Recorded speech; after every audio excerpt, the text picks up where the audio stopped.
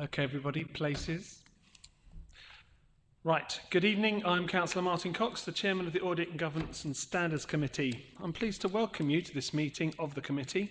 Before we commence proceedings, may I take this opportunity to advise you that if the fire alarm does sound, please remain seated, and members of the Democratic Service, actually might be more domestic, Democratic Services team will assess the situation and give further instructions on the evacuation of the building if necessary. Tonight's proceedings will be webcast by the Council, but if anyone else is intending to record these proceedings, can you please let me know now? I only ask this question not to stop you, but merely to ensure that members and any members of the public in the room know that this is taking place. I would also like to advise members that they should only address the meeting by way of their microphones and to remind them to turn the microphone off once they have finished speaking. So, to item 1 then, apologies for absence have been received from Councillor Bartlett at the moment. Are there any others? Yes, Councillor Webb. Councillor Stanley Forecast. Okay, thank you very much. Okay, so notification of substitute members. I turn to somebody who wasn't initially here. Councillor Webb. I'm substituting for Councillor Stanley Forecast. Oh, you are? So there's nobody standing in for Councillor Bartlett? Sorry, Are you doing both? No, I'm not doing both, no. I think Councillor Hasty is coming, but obviously not here at the present time. We won't wait. Right. Okay, that's brilliant. So we do have somebody if they turn up. Thank you very much for that, Councillor Webb. So item 3, there are urgent items. We do have one which is the programme. Have you got it? Yeah, are you going to? Right, you'll now be handed round the missing part from the missing agenda that was all the way at the beginning of Friday when we had the chairman's briefing. We noticed that I had a very thin stack of papers, as the rest of you had similar. And when I saw the members of staff who had that amount of papers, I knew there was something wrong. Hopefully you've all had those papers, and omitting from that was the work programme. So I'm just circulating this now. So I would like to take that as an urgent add or item. So if that's okay, are you all in agreement that we can take that? Yes, Councillor Harper. Sorry, it was just that, as you pointed out, as we know, that the papers weren't circulated last week. Now, I didn't have time to read them over the weekend, and I'm sure I'm not the only person. So all I'm asking is, when the officers introduce reports this evening, if perhaps they could do it in slightly more detail than normal, bearing in mind it's quite likely that the bulk of the members haven't had a chance to look at the papers. Okay.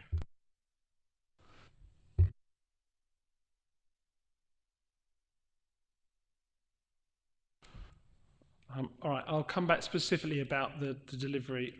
You should have all had an email from Jordan, from the member of staff who we tried to move heaven and earth to get them round and to have an additional thing. So I know. I'm not. I mean, I think the officers probably, when they realised, did all they could do, because I know they said it was available in Maidstone House if you. But all I'm just saying is, probably for most of us, the reality is that we only had the chance to sort of skim these in the last couple of hours, well, last hour since the briefing. So that's what I'm just urging. If officers can perhaps be a bit more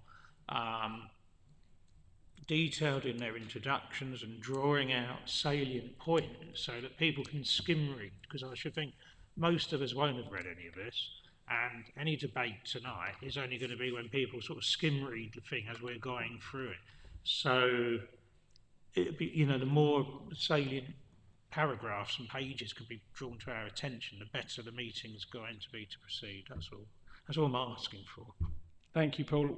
As we went through the chairman's briefing, I did allude to that, and that people might need a bit more time, or there may be a chance, if they can, to extend on it. But if I'd have carried on and finished, in that email it said it won't happen again. It was just they started to run the amended part with the yellow pages and thought that was it. They missed off the 313 pages that weren't.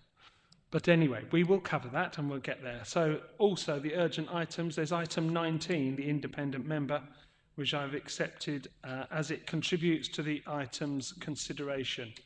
So are we happy for the work programme and item 19 to be included in this evening's meeting as urgent items? Is that agreed? Councillor Webb. Yes, I think on my agenda it's item 18, the independent member.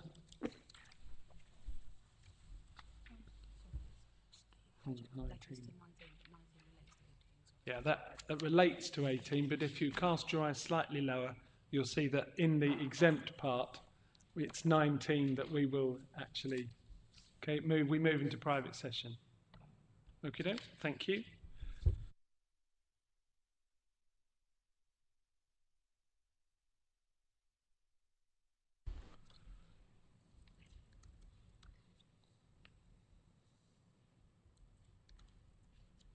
Okay, you should have also had the previous minutes of the meeting. They were circulated separately as well, and I intend to take those, obviously, so that we can ratify the minutes of that meeting. Also, I have a change to the order of business. I intend to take item 13, Information Governance Report, Annual Report, after item 17, the Budget Strategy. The risk assessment update will to suit the relevant officers' availability at the meeting this evening. So we couldn't have changed it before we actually ran off the items, but we would have normally.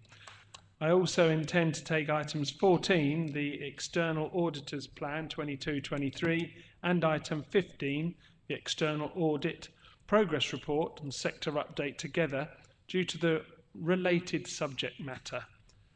Also notice, please, that we have Assad and Sophia here this evening from Grant Thornton, so we welcome you. The item agenda, so therefore, will now be 12, 14, 15, 16, 17, 13 and 18, and then into private session. I don't see any visiting members other than Councillor Perry, who I've asked to sit in the microphone section because it's easier. He has bits and papers, and it looks like about 3 different sets of glasses.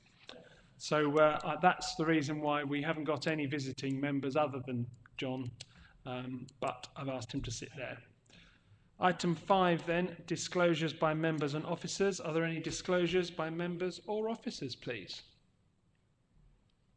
Excellent. Item 6 then, disclosures of lobbying. Has anybody been lobbied on any item that we will listen to this evening? Marvellous, no.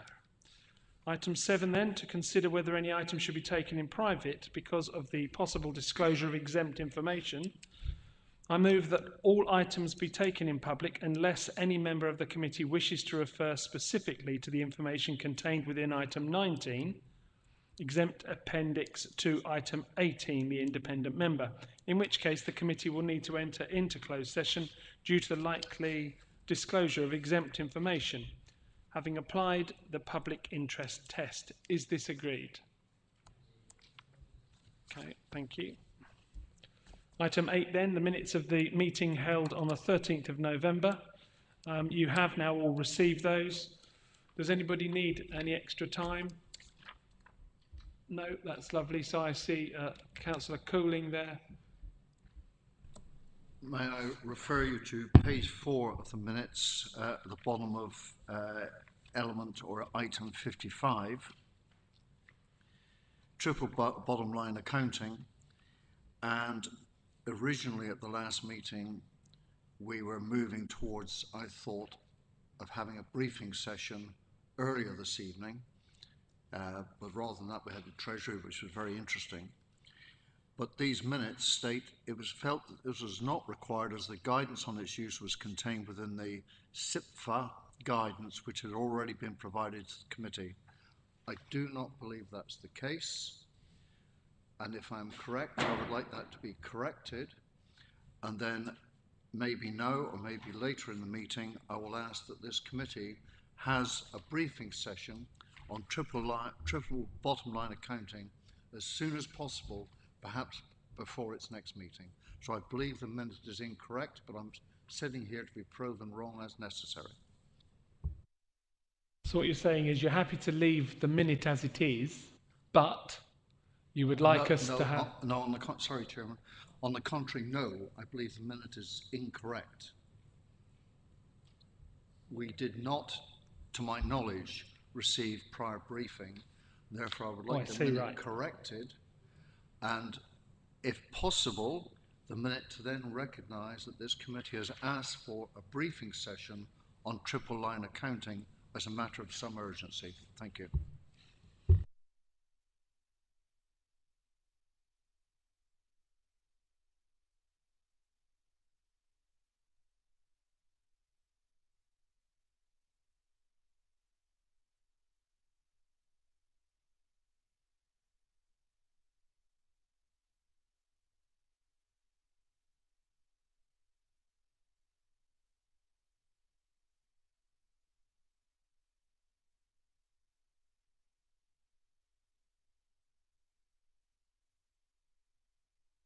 So, Paul, I will come back to you. Hold on. We're looking at the moment to take out the part about guidance had been given, and so therefore we will. Olivia will change that, and then we'll read that out once we've heard from Paul, because I'm sure it's appertaining to exactly where we are. But before we do that, welcome, Councillor Hasty. Have you had any lobbying? I have not. Nor about any items of interest as well? Sorry. None whatsoever. Disclosure of members? No? No. Lovely. Perfect. Welcome. Do we have a spare agenda? Agenda? Yes. Thank you. Okay, Councillor Harper. I am. Now Peter raised it. I sort of remember that debate, and I'm sure we were asking for guidance and for a briefing information, because as a council we're planning to put a heavy reliance on this concept of triple bottom line accounting, or looking at zero carbon impacts and environmental impacts of all decisions we make as an authority. And unless as the Audit and Governance and Standards Committee, we sort of understand it ourselves, because I mean we spend time looking at these types of issues in detail, then we're suddenly expecting all of our other colleagues on all the other committees to fully understand something where, if you like, I was going to say almost the resident experts of sort of financial policy in that sense don't understand it themselves. And I'm not sure we didn't have a similar discussion as John in the past the corporate services pack on this, because everybody recognises it's a really important, but unless we're fully briefed, we're not going to know whether we're doing it right, doing it wrong, and how we need to interpret the information. We're all used, as everybody always everywhere has been, to understanding the financial information when you're making decisions, but it may be that there are times when the environmental side might outweigh the financials, and you'd need to understand precisely, from having been briefed on the way it works, when it might be appropriate to make those sort of decisions. Otherwise, I can see triple line, bottom line accounting, or however we wish to call it, almost falling flat, because nobody will know what to do with the information we're receiving. So I'm sure we did actually ask for an early briefing on the subject. Okay, so what I'm getting the feeling is we did ask for a briefing. That isn't in the minutes, so therefore if we take out the part that refers to the fact that we did ask, that it was felt that it was not required, that's wrong, that's been taken out, but now we need to put in that we would like to have a briefing in the minutes. So is that your recollection as well, Councillor Cooley? That's fine by me, as long as we get the pre-session, not during a meeting, pre-session, long pre-session. Thank you. Okay, I think we've now amended that last paragraph, and Olivia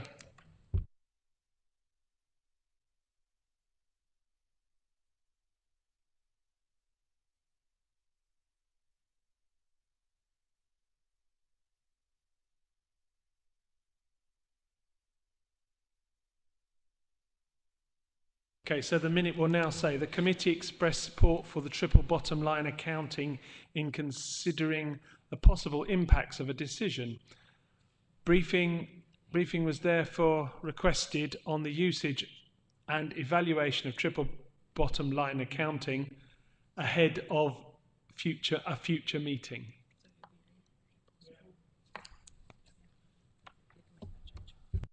Lovely, so we will make that change. Any other changes? No, lovely. So therefore, I move that the minutes of the meeting held on the 13th of November, with the amendment just noted, be approved as a record and signed. Is that agreed? Thank you. It's a bit. I'll go back to Panto if you want. If it's only Paul that's going to be saying that it was agreed. Okay. Thank you. So item 19, question and answer session from local residents. There are no questions from the local residents. Questions and answers from members of the council to the chairman. There are none of those either. So on to the urgent... Ooh. Carry on, Councillor Cooley. I did send one in by email to you, Chair, but it's probably lost in the flood. I'll read it out and then I will totally withdraw it. Hold on, because they need to be given beforehand. That's the point. I don't think you should send it to the chairman. It needs to go to the chairman and to the gentleman on your left on the 5th of January. I will withdraw it if it's inappropriate, but it will come up at the next meeting. So, what do you want me to do?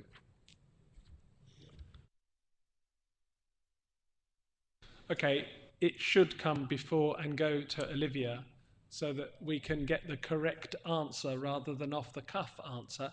I did actually point this out, but I then went back and couldn't find it. So I'd gone, should we do this, Mark? And then I deleted it. So I take half of the blame myself.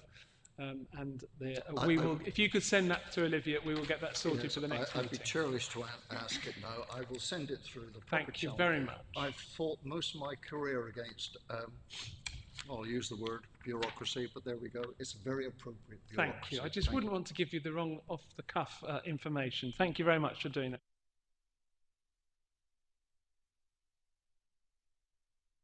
So, the urgent item committee work programme then. Realistically, have you had a chance to have a look over that that's been given to you, Paul? Yeah, I was going to say perhaps at our meeting on the 11th of March, which is our next meeting, we could have a briefing prior to the start at 6:30 on triple bottom line accounting. Has anybody got to re-dye their roots on that night? Anything like that? It may not be possible. No, it's fine. Okay, we will ask members of staff to do that. Councillor Kimmans. Can we have it hybrid as well? Because I was at the meeting. I was in my car. Yeah. So you're asking? I was here but not here. You're asking for a hybrid because obviously we can only take 60 people in the room at any one time, and I feel people would want it.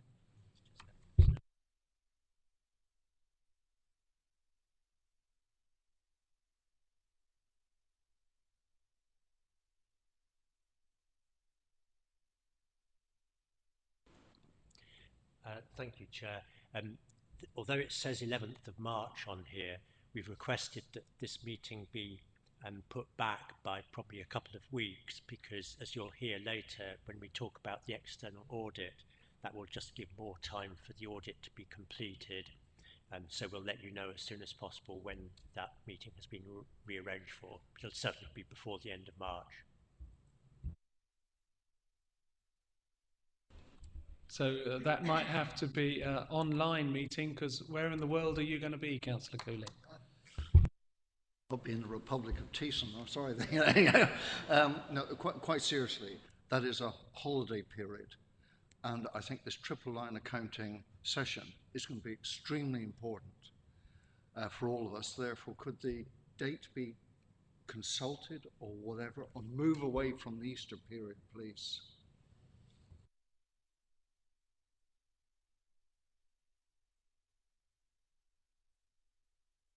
I'm being told that it will be before Easter. So the Easter, I believe, is on the 30th or the 31st of March, from the top of my head. But you're saying that the 11th was lovely, but maybe a week or two would take us to the week before Good Friday. I'm being very selfish. I'm away from the 23rd, and I really want to hear triple bottom line accounting in all its glory. Well, actually, I was going to go one better than that, Councillor Webb, and say that it was actually Peter who was going to be giving the triple line accounting briefing, because obviously he's got that. Okay, we'll come back to the committee, or we may, at the end of that item, have worked out something or a more fixed date. I thought as you reached for your diary, that was going to cause an issue. Thank you. So back to the work programme then. Anybody want any, has there got any questions of any of that? We are really looking at that next meeting, items on it, if not the date, obviously. So that's what we'll be expecting, unless anything slips, but we'll be hearing about that shortly. So no questions, Councillor Cooling. I'd save myself putting the question in through the formal channel if at the next meeting we could have an update on the status of the contract for the Lock Meadow complex. That was asked previous meeting, wasn't it? Came up at the previous meeting. The contract, goodness knows what state it's in. It's probably sitting in the legal left-hand drawer. But I think this meeting registered a degree of concern that there was not a valid contract in place for such a valuable asset in its operation. I'll ask Mr. Green just to comment on that, is where we are at the moment, as why it's not on here perhaps then, and also whether or not that's possible. I would like to conclude anything left hanging over at that last meeting, because it would potentially, it could be the last meeting that this committee has those or these people around the table as we are all out elections. Yeah, thank you, Chair. I know this is short-circuiting the process somewhat, but the position so far as the contract for a managing agent at Lock Meadow is concerned is that there is a contract in place, and I can provide details to the committee, but there's a signed contract, and it's with the company that has actually managed Lock Meadow right from when we acquired it, but there shouldn't be any issues to concern members.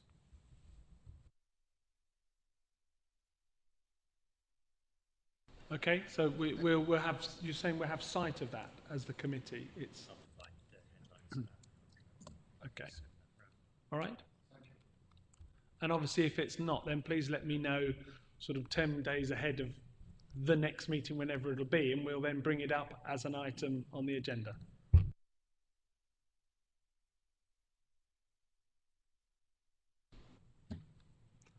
Okay, so that was the urgent item. So item 12 then, member code of conduct arrangements for dealing with council. The report will be introduced by the monitoring officer, Russell Fitzpatrick.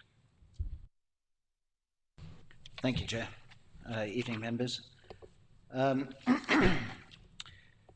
The current code was adopted in July 2012. The review of the code was of conduct was prompted by and informed by the 2019 review by the Committee on Standards in Public Life on Local Government Ethical Standards. The government response to that in March 22, the publication of the LGA code and associated guidance in 2020-21, and a review of these documents by the Kent Secretaries Group, which comprises monitoring officers, heads of legal and various other senior officers, and the release of the amended, updated, what they call the Kent Code. The Kent Code is a document which is actually acknowledged within the review, which was produced in 2019.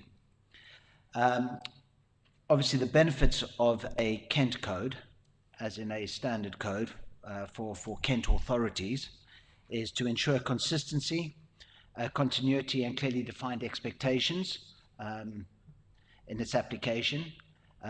Variation between codes creates confusion amongst councillors and particularly for dual and triple-hatted councillors, and for members of the public.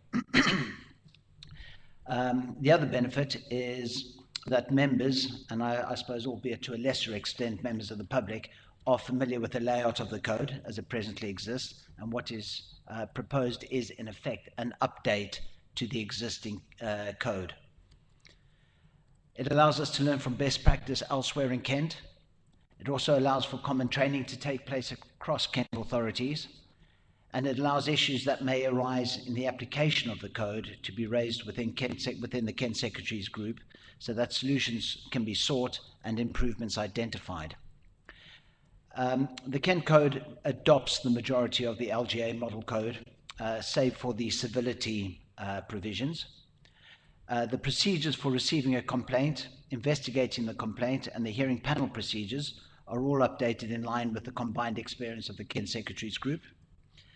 And the report makes 4 recommendations that this committee,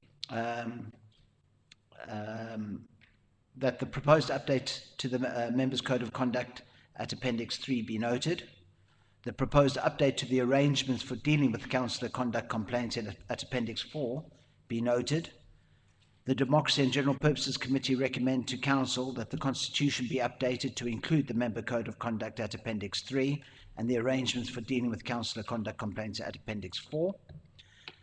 And finally, that the Council be recommended to adopt the Member Code of Conduct at Appendix 3 and the arrangements for dealing with councillor conduct complaints at Appendix 4. Thank you. Thank you very much. So, the long-awaited arrival of our Code of Conduct.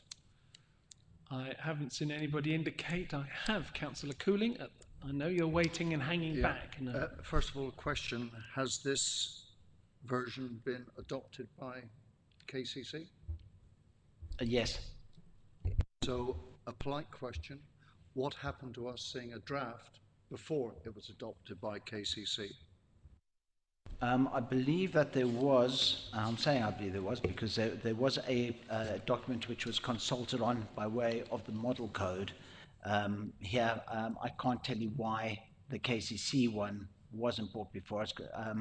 I couldn't tell you when it was adopted. It was certainly before my time.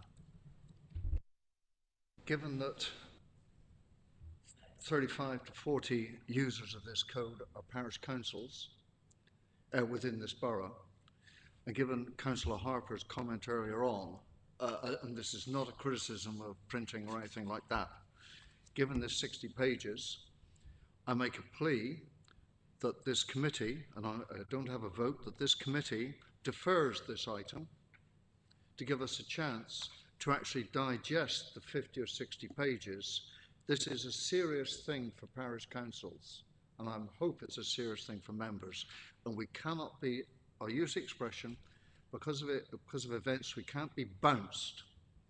I do appreciate the markup, that's extremely helpful, but I ask this committee, those who have a vote, to defer this to the next meeting. Thank you. I have Councillor Drabinski just indicated, but would you like to come back? I'd just like to say that I concur with Councillor Cooling. Thank you. Russell. I'm not going against anything that's been said. The only thing that I would say is that obviously the Code of Conduct is not, it's not a mandatory code that's imposed on us, the Kent Code or the LGA Code, and every parish council is entitled to adopt its own. But I do appreciate that for consistency, yeah, we would like them to adopt that. But I'm not against what's being proposed. I'm just. Councillor Cooling. Councillor Harper, forgive me. You did correct yourself, monitoring officer, by saying that consistency has value. The Maidstone branch of Calc tries for consistency.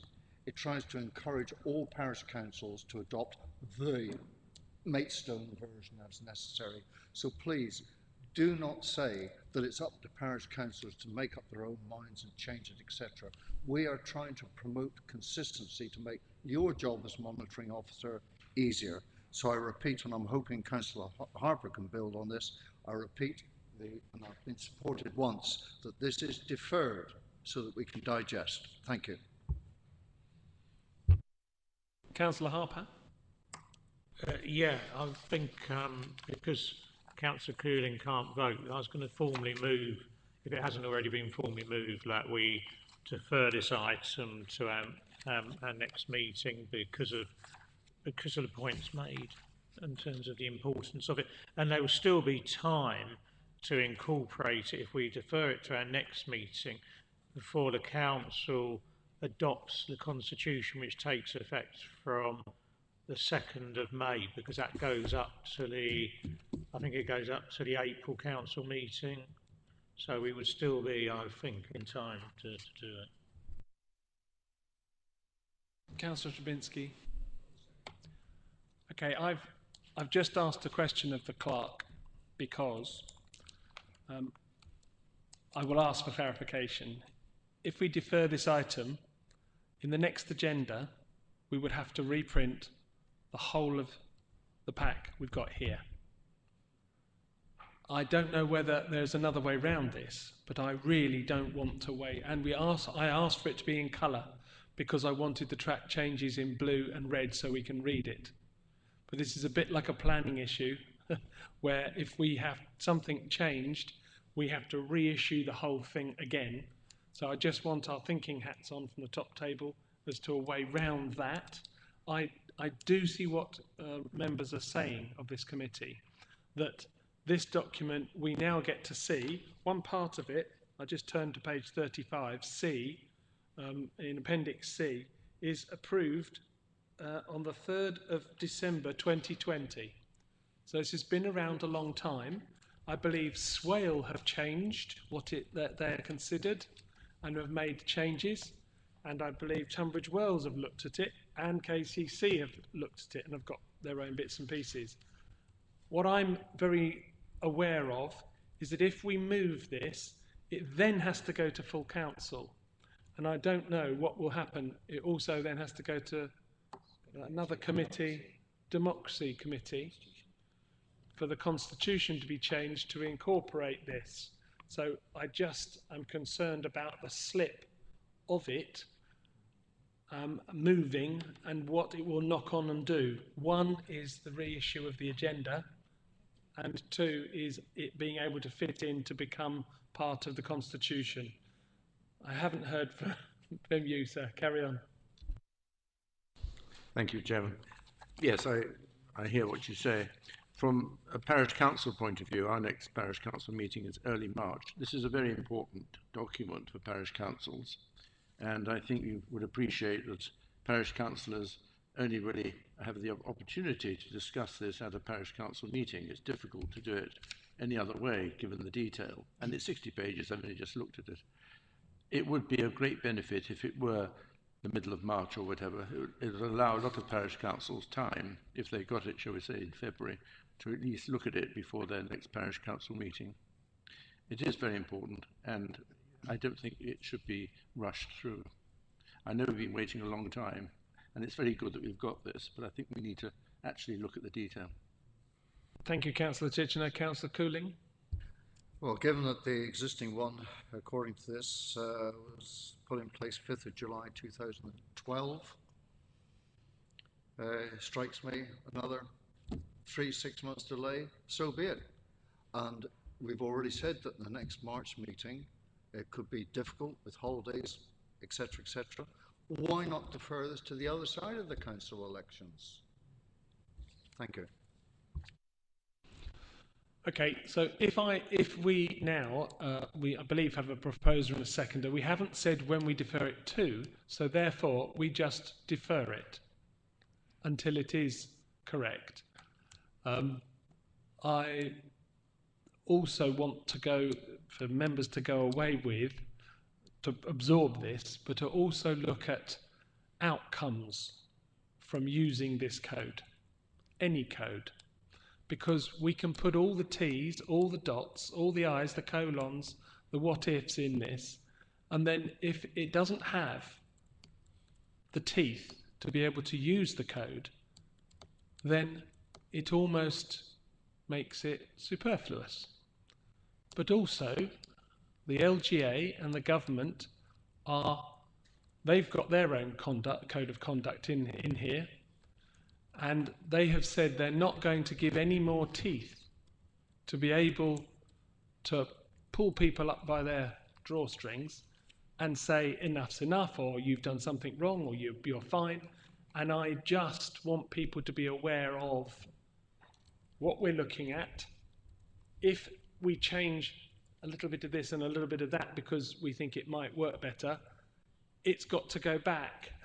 And then that may not be on the same level as everybody else is. We may have thought out something. But what is here, and what has been adopted by Kent, and what has been adopted by others, may be what is all that can be gained from this document, because the outcome and using that document to enforce the code of conduct, I think, is another big part that we need to look at here. This has gone back a long way. Mr. Fitzpatrick has come in part of the way. He wasn't here at the beginning of this, so he's picking up the reins a bit. I'm happy to defer, but I want us to be very aware of what the delays will do. Councillor Titchener. Just very, very quickly, can we take this document that we have in front of us as the final draft when distributed? Because I know there may be changes, slight changes or tweaking after that, but can we take this as the final draft to be considered by parish councils?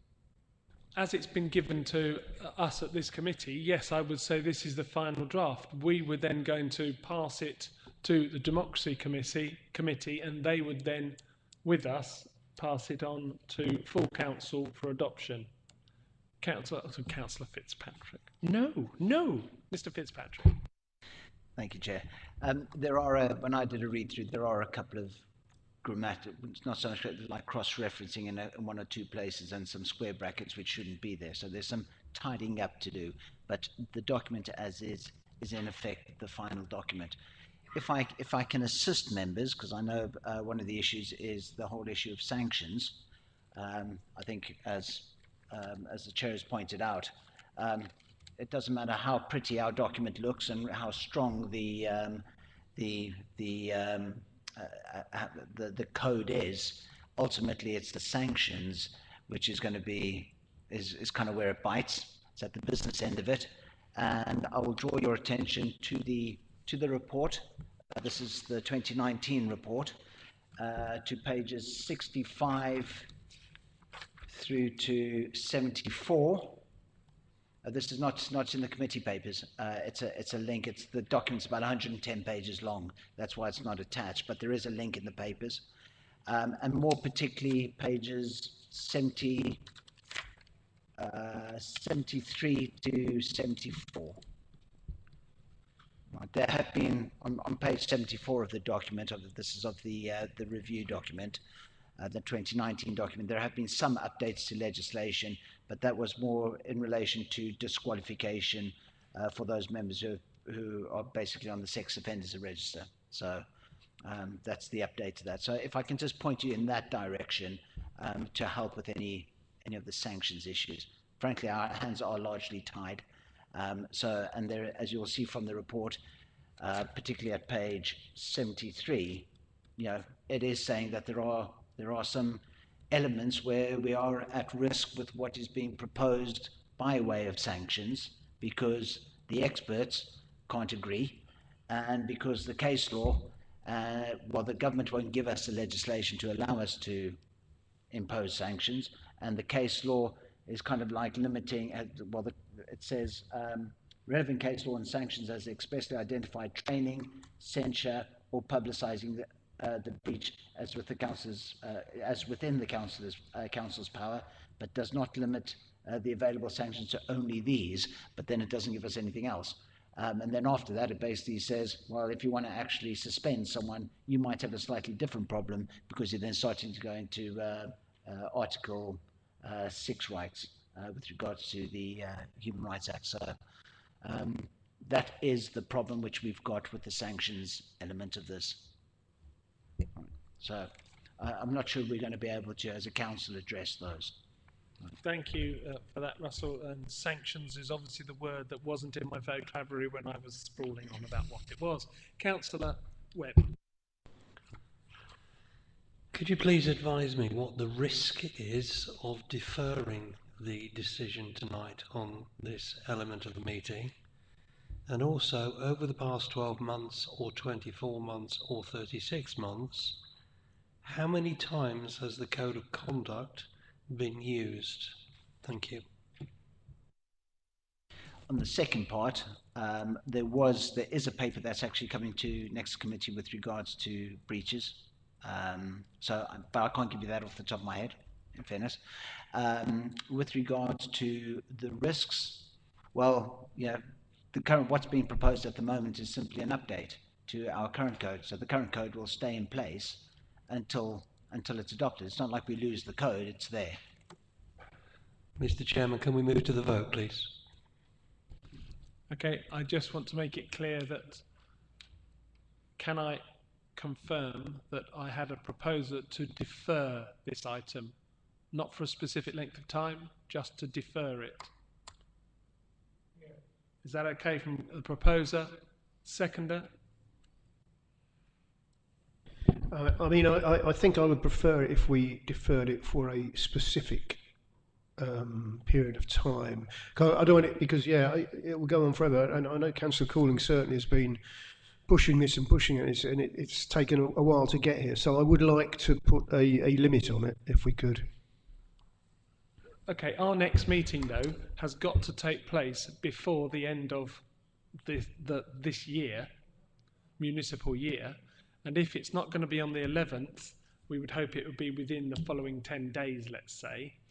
But then we need to take this item to democracy and general purposes, and then to full council, and that might not work. So by saying we just defer it, it would then be brought back to us, and then each of the other committees would know where it's going to fit in, and ultimately then be adopted by council.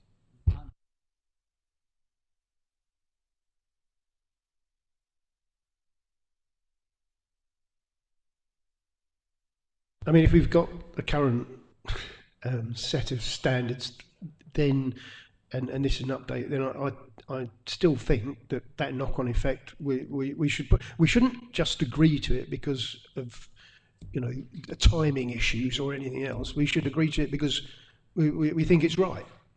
I think if we don't put at the same time, if we don't put a period on it, then it could go out. So whether that's by the next meeting or a meeting after, I'm not quite sure which. I mean, I definitely think it should go to the next meeting. The Cooling. Yes, I have been pressing for it. Sorry, we have been pressing for it from parish's point of view. But I'm very, very concerned if we're now rushing the gate just because we have a financial year end or a council elections coming up. Why do that? And you mentioned sanctions. Whether we can make any more progress on sanctions, I haven't got a clue. But I still think, I haven't got a vote, Councillor Harper's suggestion of deferment. If you want to add to that, the next meeting, a date is set for when it will come back to the committee, but to rush it by March, I wouldn't support it if I had a vote.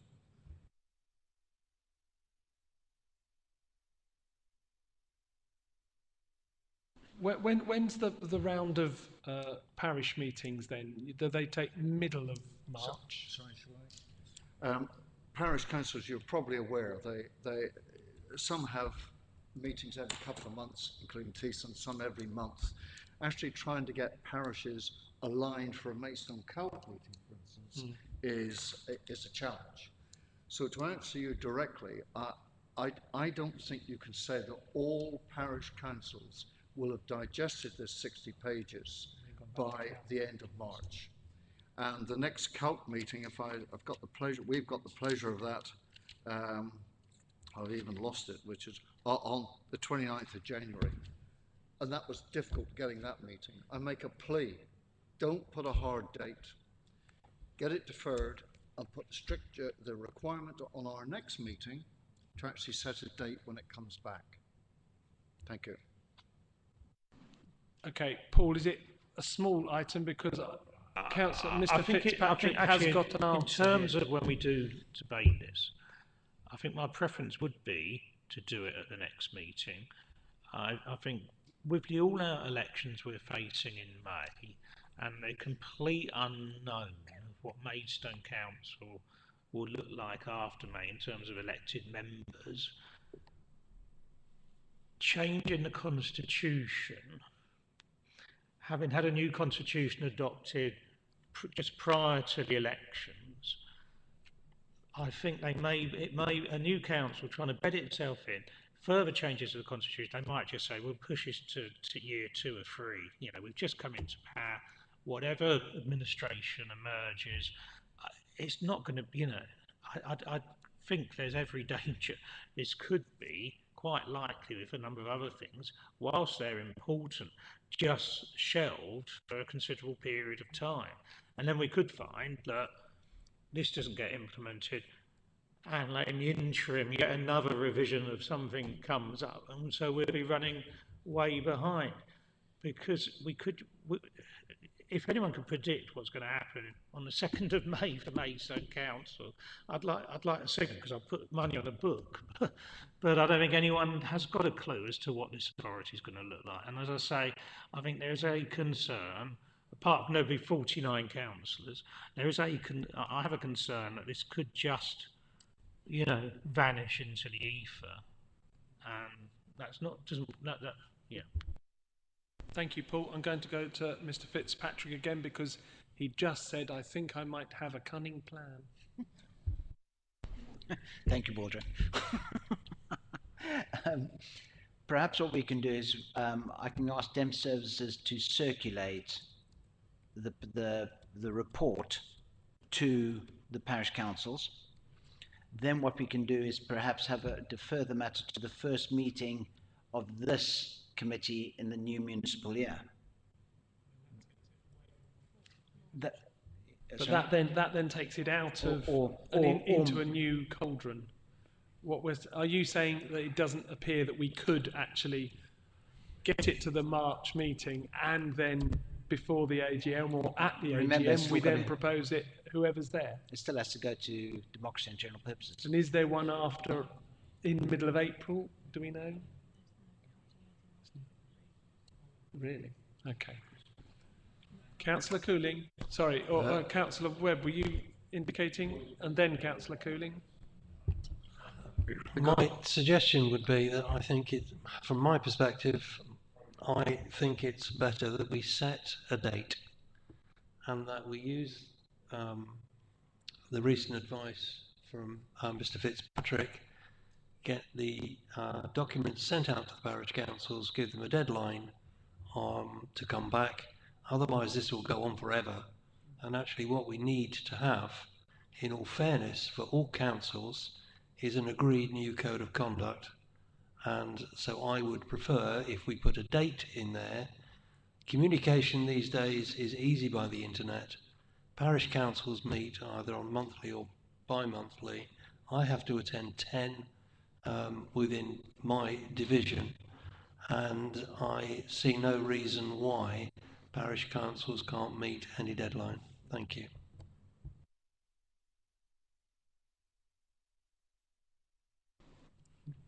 We're just looking at the last month of meetings, and the 27th has Democracy and General Purposes.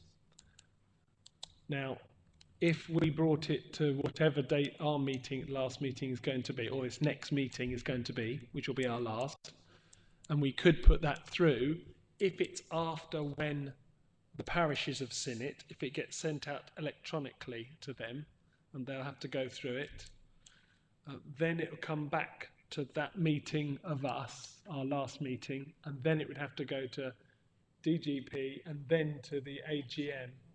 The AGM, couldn't it go to the AGM? It's a council meeting, isn't it?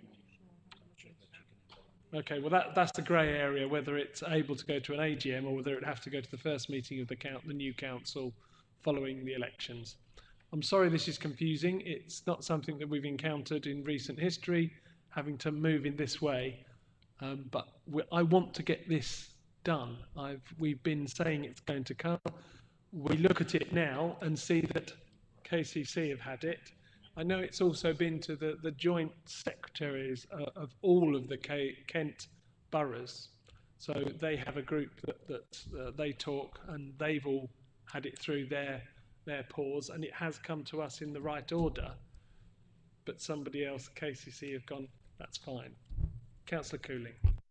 Somewhat ironic, isn't it, that the parishes, we've been pushing for a revision.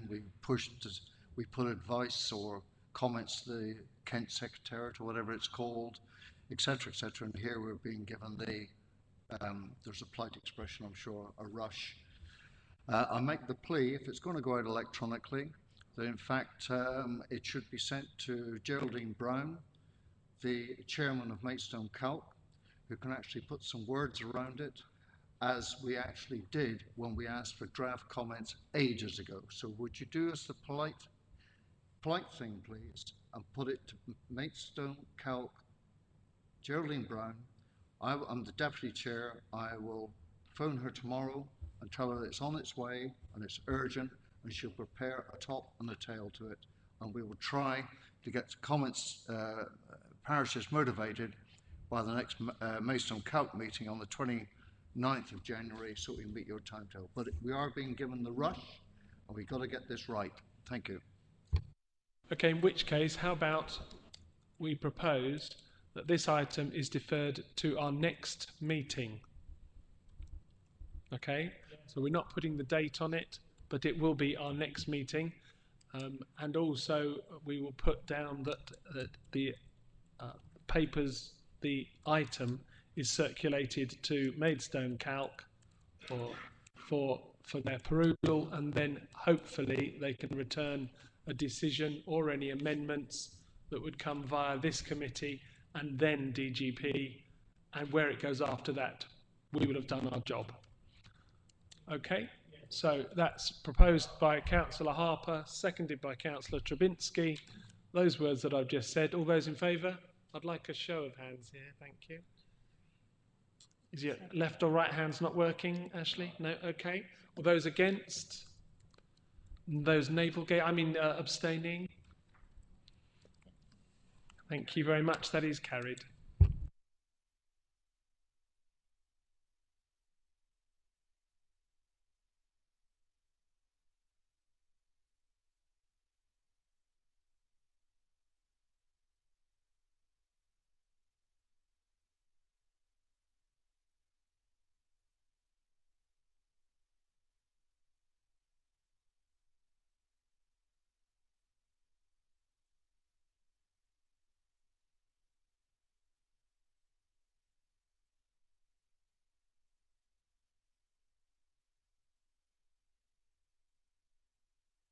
Okay, thank you very much. Sorry about that. Item 14 and 15 now being taken together. The External Auditor's Audit Plan for 22-23 and the Progress Report. Welcome to our meeting, as I've said, Azad and Sophia, but it's being introduced by Mr. Green. Thank you, Chair. I'll introduce very briefly. You'll remember that in the autumn, the 21-22 audit was complete. So we now move on to the audit for the year 31st of March 23. And there are two reports here. The first sets out the plan from Grant Thornton to carry out the audit, and the second is an update on progress. So I'll hand over to Sophia Brown from Grant Thornton to expand on that. Thank you. I shall take you through the first paper, which is the audit plan for the 22-23 statement of accounts. So on page 169 of the pack, it's a really good summary of the detail of the report. So we have identified 3 significant risks for the audit, and just to let you know that those risks are similar, or the same, sorry, as the risks that we identified, significant risks that we identified for the 21-22 financial statements audit. So we have the risk over management override of controls, valuation of the pension fund net liability, and also valuation of land and buildings, including investment properties. The first bullet point there does state fraud in revenue transactions, but we rebut that risk because of the nature of the council. If you want more detail on those significant risks, look at pages 170 to 172 of the pack, and it sets out the risks in detail and the work that we propose to address those risks. We do have what we call an other risk, which is not a significant risk, and that's in relation to the completion of the council's expenditure during the year, and that's detailed on page 173. So going back to the headlines, we have materiality, which we have determined to be 1.8 million, which is slightly lower than the prior year materiality we used for the audit. It's based on the gross expenditure for the year, so the council had slightly lower gross expenditure for 22-23.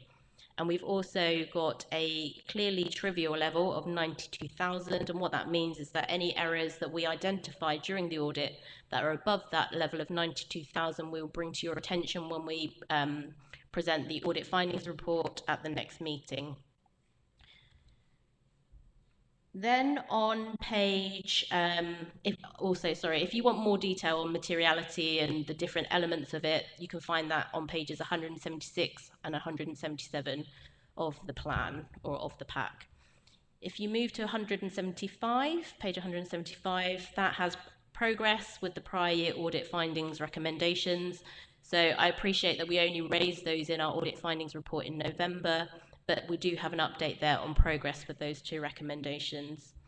On page 179 of the report pack, we summarise the approach to our value for money work. So in previous meetings, I have discussed that we're carrying out a joint report for 21-22 and 22-23. That work is in progress, and we plan to share with you the auditor's annual report, which includes all of the value for money findings at the next Audit, Governance and Standards Committee meeting. Just want to flag to you that at this point, we still have not identified any value for money risks or significant weakness in the work that we have carried out to date. So I will stop there on the plan and take any questions you have before moving on to the progress report. Thank you very much then. Councillor Harper first. This Mark hopefully will be able to answer. It's just like the first item you referred to, one of them, on page 169. Obviously, we've got the land and buildings, which was an issue I know you were looking at last year, which was one of the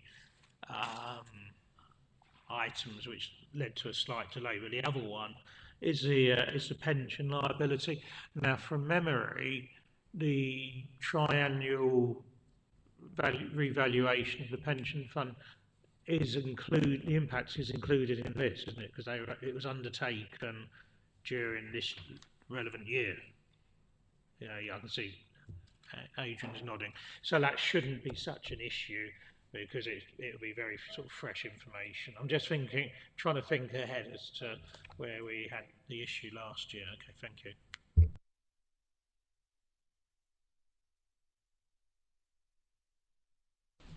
Sorry, I was deeply reading about value for money arrangements. Sorry. Councillor Trubinski. Thank you, Mr. Chair. Just on page 180, that looks very nice. How confident can we be in those dates?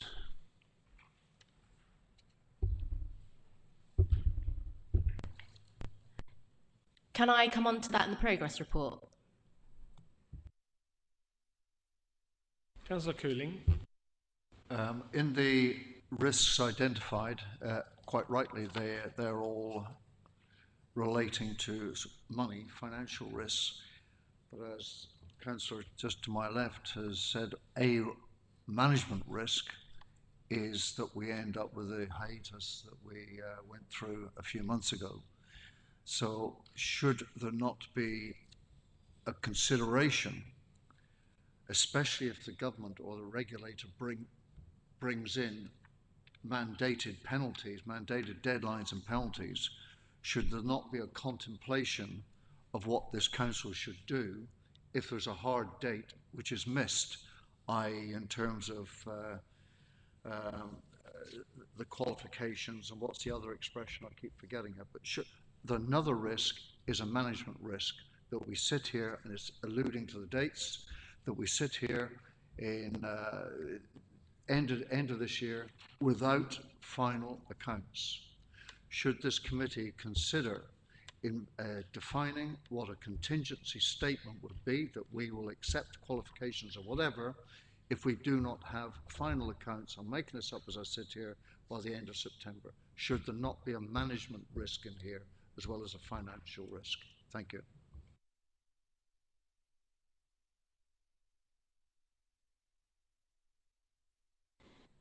It might be worth picking that question up again once I've given the progress update.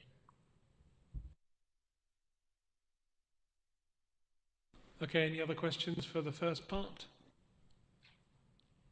Okay, in which case, Sophia, if you'd like to move on, or if it's Azad taking over. Thanks, Chair. So the next report is our progress report. Page 194 of the report pack outlines where we are at the moment. So we started our planning work in November after the 21-22 opinion was signed, and we were able to issue the audit plan that I've just presented to you to management before Christmas. Planning is substantially complete. The only area that we're waiting for is formal planning inquiry responses from management that I believe are with those charged with governance at the moment for review, and just to be sent back to us after that. We started the accounts audit in the new year as soon as everybody got back from their break. We're making good progress. We received the full revised draft financial statements on the 8th of January, but we were working quite closely with the finance team to make sure that we started on areas that we were able to in absence of the full revised financial statements. I think one thing to note at the moment that we're working through with the finance team is that there is a reconciling issue in the cash flow statement, but we're working through that. And as we've just picked up, last year we were particularly focused on the PPE revaluation work, and it did cause a lot of delays. An update on that. So we did struggle to engage the valuer initially. We then escalated the issue to management, and I'm happy to say that on Friday just gone, we had a very positive and productive meeting with the valuer. We have assurances that we will get the remaining items of the initial queries that we are waiting for, and we are happy with current progress. But obviously, if that does stall or we're not happy with the information that we're receiving, we will flag that to Mark and his team, and we're going to keep a close eye on it. Sorry, it's 8th of December that we've got the financial statements, not the 8th of January. Makes quite a bit of difference.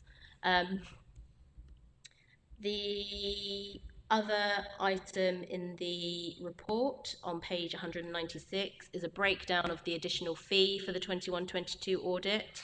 For your information, that additional fee has been agreed with management and has been submitted to PSAA for approval.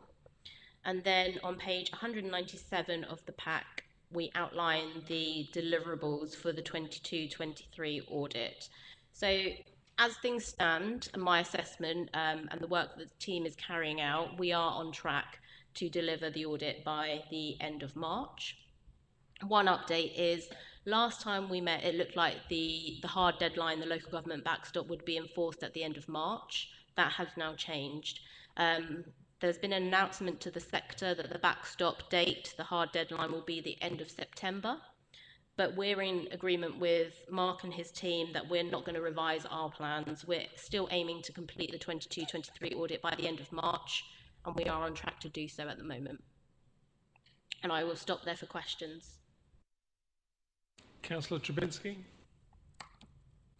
Could I just ask officers really if that does fall behind, that we get a note round via email just to let us know that things aren't going on track, because our next meeting is not until March, till when it's almost due, so if that's all right. Yes, I'm happy to provide members with an update nearer the time. I would hope they're taking the consideration because our 11th meeting has been pushed back to allow them to present and complete. And so therefore you can see what it's doing to our timetable. So I hope it won't fall any more. So Councillor Harper?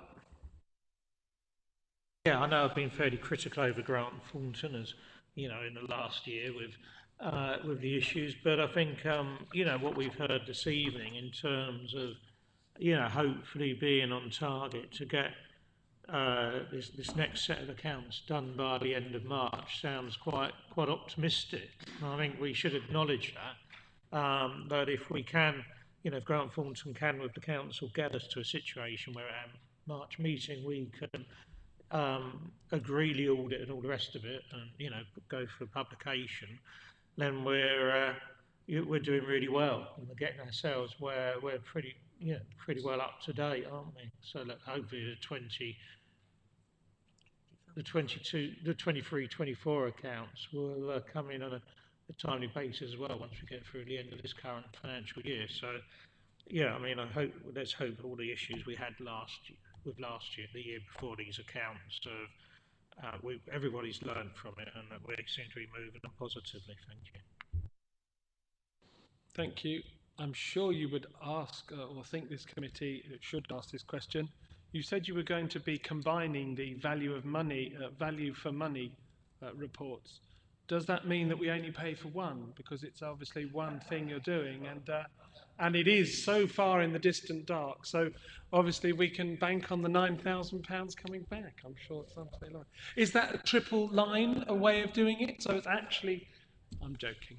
But thank you very much for certainly putting the pedal to the metal, as they say. Councillor Cooling. I think, first of all, we should say again that it was very good on the part of officers and Grant Thornton to actually hit the previous accounts after a lot of pressure, etc., etc. So well done.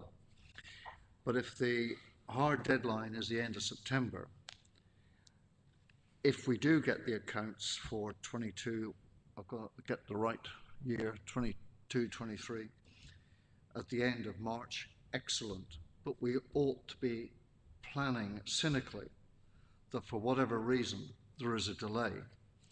And therefore I put it again that certainly for the agenda in March, whenever that meeting will be, there is a consideration of what actions, pressures this whole committee, including Grant Thornton, would apply so that Maidstone once again could join the minority of local authorities that hit the deadline. That was a very good effort. So I make a plea that the hard deadline is not forgotten and that it's acted upon at the next meeting. If we've had a delay, no disrespect to anyone if we've had a delay. And added to that, of course, the council, full council, I'm going to say relies upon this committee having put the draft through the ringer. And therefore I make a plea, and I'm sure it would have happened anyway, there is a pre-session again on draft accounts, a long pre-session that can take as many detailed questions as we have so that this committee can then have confidence in the draft to recommend it to full council. So two things, please. Let's not forget the hard deadline. And secondly, a strong, long pre-session so that we can come out with an informed view, an informed support. Thank you. Thank you, Councillor Cooling. I think I'm encouraged by the fact that you don't want to remove your end of March deadline. And I think if you had have said we're aiming for it or things like that in a vocabulary, I would be saying that's what we're going to do. But I'm encouraged that you want to hold that March. Please just see that as your end goal, because I don't want to unleash Councillor Cooling on you any more than is necessary. But I'm not weakening the position. We need to hold that.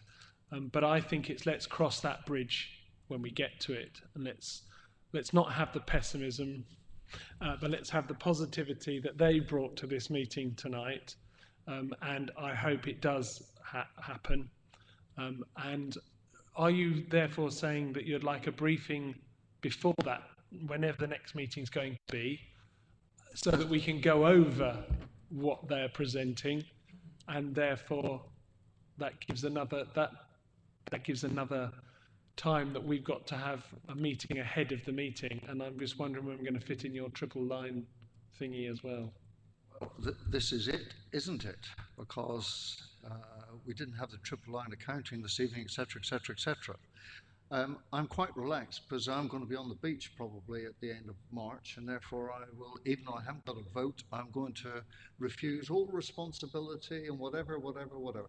I am an optimist by nature, but I'm also a realist when it comes to something as significant as this.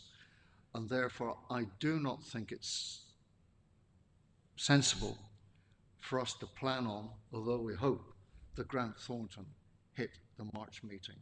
And delaying it by a couple of weeks, fine, I'll be on the beach, so I'm totally relaxed. But if 2 weeks we've had that delay, and then you get the phone call on the 25th of March, sorry, I will come back at the meeting after that and say, told you so. But I do think we need to be realistic. And if we're rushing this, then the end product ain't going to be so good. And it's essential there is a long pre-meeting. And if I'm not at it, I'm sure other people will ask even better questions and put it through rigorous analysis. Thank you. I severely doubt the last statement's true, that other people will have better questions to ask. Councillor Harper. I'm all for pre-meeting briefings, but we've already agreed that we need to do the triple. I've forgotten the word. Sort of cool. Triple bottom line, that's right, thanks. Briefing at our next meeting, because that comes into effect from, I think, the 1st of April. So I think we need to keep to that. Looking at what we've got in this agenda, from the work programme, we obviously got to add on the constitution element, which we discussed a minute ago. But other than that, the main item, looking at what we've got there, I imagine will be the 22-23 statement of accounts. And I'm just wondering, if we try to do 2 sets of briefings prior to the meeting, it's difficult enough for people to get here for 5 o'clock. We couldn't really, be unrealistic for us to try to do 2, 1-hour briefings prior to a meeting, because you'd be kicking off about 4 o'clock. However, Councillor Harper, we do have a meeting in our diary for the 11th of March. Perhaps we could do. What are you suggesting? We have a meeting in our diary now for the 11th of March, so that's in. So why don't we use that one for the triple heart bypass thing? Yeah. And therefore we can have that as a normal time. Just have it as a briefing and then disperse. Okay. And we can. Yeah. If other people are happy with that, that seems a potential way around it. I think it's an additional meeting to fit in, and Sophia wants to be there at the triple heart bypass one. Excellent. I just wanted to make a comment that before this evening, I didn't know that the meeting date might change from the 11th. So we are aiming for the 11th. We are. There is a risk if we are not quite there, that there might still be some things that are outstanding at that date. And I think that's what Mark is trying to guard against, that we might bring an audit findings report that still says we are working on X, Y, Z to be resolved, at which point we might be able to come to that meeting and tell you at that meeting, because the report was produced a week before, that we've now resolved those issues. But it's just that timing difference and where we are. So we could potentially be okay for the 11th of March, but we won't know until we're later in the audit process. But when would you know? Because if we have to have an agenda setting, we have to have the papers out and then have a briefing before that meeting, and how the papers coming to that meeting are all going to end up at the same place. So we need to know a bit more of a possible definite maybe from you. Yeah. I'd like to thank Sophia for committing as far as possible to reach the date of 11th of March. I do think that it would be helpful for us to have just a bit of wriggle room, which we would achieve by putting that meeting back by a week or two. And as I mentioned earlier, we will come back to members with a proposed date for that meeting, but I appreciate you working to the 11th anyway. So if we went for the 11th, we'd have to have the papers out by the 1st. No. But I'm just going back. That would mean you wouldn't have them. So therefore, there'd be additional parts to the meeting that we'd have to ask to put in, and then we're circulating the stuff late. I can see where Mark's coming from. He's being a bit Councillor Cooling, and would like to. Would an extra week rather than 2 weeks work? Because then we might be able to save the Ombre Solaire lake from being wherever it's going to be. And that might work if we could do that. Because to be honest, the last week of March, I've already got 3 audit committees in the evenings, so back to back. So I would struggle to fit in another one, I think.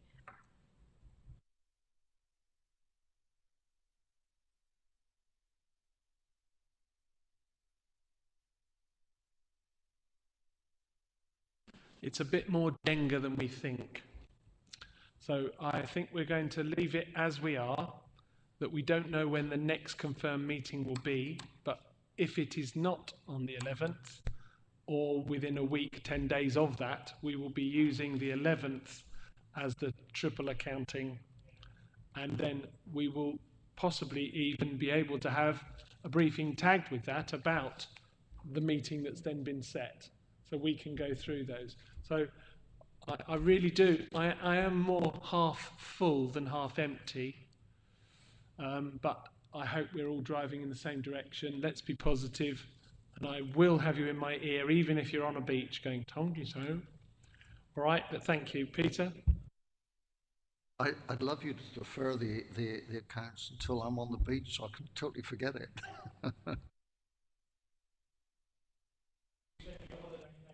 Yeah, exactly.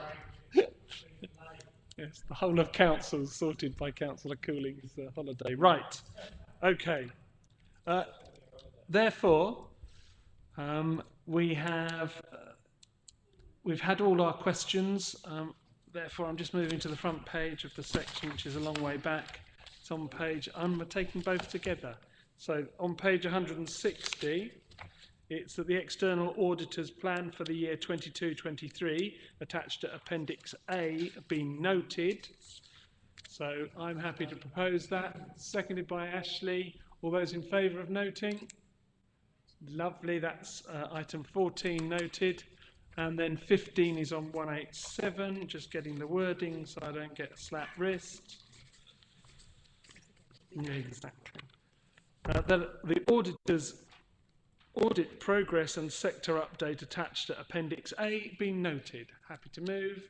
Seconded by Ashley Kimmants there. All those in favour? Brilliant, that's unanimous. Carried and moving on then. Brilliant. Does anybody want to take a break? No? Lovely. All right. I was just wondering whether you needed a comfort break, Ashley. You've been wriggling.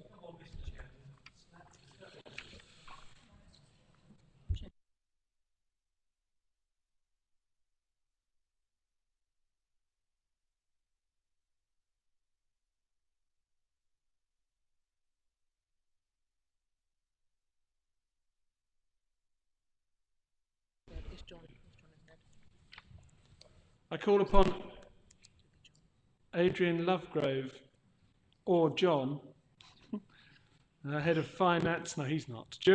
For Treasury Management Strategy, Investment Strategy and Capital Strategy for 24-25. You can find this on pages 206 to 282. Thank you. Thank you, Chair. And yes, it's me this time. So, good evening, members. I hope everyone found the member training earlier from Link very useful. It was very informative, I thought, and it would help understanding the treasury management strategy that I'm presenting this evening. CITFA requires local authorities to implement its Treasury Management and Prudential Code 2021 within its Treasury Management Strategy Statement, the TMSS, to ensure an authority has a firm grasp of its finances and that borrowing is affordable and not used for projects that are purely for yield. The TMSS 2425 complies completely with the code. The Treasury Management Strategy Statement 2425 can be found within Appendix A on the report. The Council's strategy for next year is to ensure there's sufficient liquidity to fund the capital programme and to meet Council's liabilities. Also to look at the possibility of investing longer term, more than 365 days, which the Council has increased its limit for this from 2 million to 5 million, and also to assess the capital spend during the year to see if further borrowing is required and to obtain the best rates for the Council. The Council's annual investment strategy detailing the investment criteria which follows the investment priorities, security, liquidity, then yield. This could be found on, I believe, 240 of your agenda packs. However, this might have changed because I might have a different pack. But current investments total 18.185 million, which details of these can be found in Appendix C of your report pack. Investment levels are expected to increase by the end of the year due to the first tranche of the Aviva borrowing, which has been mentioned earlier this evening. We're looking to receive £40 million worth of funding from Aviva in February 2024. This is funding for the capital programme, but initially the funds will be held within money market funds and fixed term deposits until it's required. Also in the TMSS is the new prudential indicator that came out last year, the liability benchmark graph, which is on page 224, which monitors the difference between the authority's actual debt and the liability benchmark. The graph shows that the authority will possibly require further borrowing to fund its capital programme, either during 24-25 or from 25-26 onwards. The Council has currently has long-term borrowing through PWLB of £5 million, short-term borrowing of £5 million as well, grand total of 10 million. The short term is with other local authorities. Details of these could also be found in Appendix C. This will increase our borrowing by the end of the year to £45 million as the Aviva funding comes in, and it will pay off the short-term funding, which is the most expensive that the Council has got. The capital strategy can be found in Appendix B, which includes the proposed capital programme that is being discussed at Corporate Services Pack on Wednesday, the 17th, and shows a total programme of 433 million over the next 10 years. To fund the programme, the Council will need to commit to prudential borrowing of estimated of 259 million. However, realistically, the capital programme does tend to slip to the right as time goes on, and changes are made each year to the capital programme, so this may be different. The capital programme can be found on page 269 of your agenda pack.